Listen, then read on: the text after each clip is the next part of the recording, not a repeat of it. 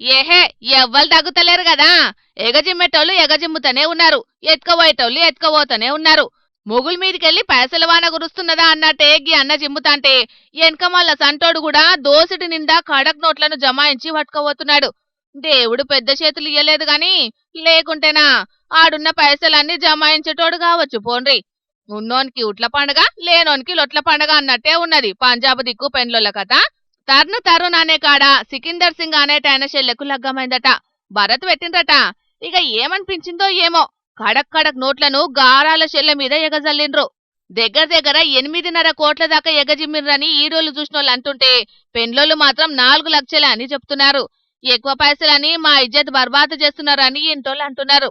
అనేటోళ్ల మీద కేసులు పెడతామని కుత్కాంత వంగ మత్తుకుంటున్నారు.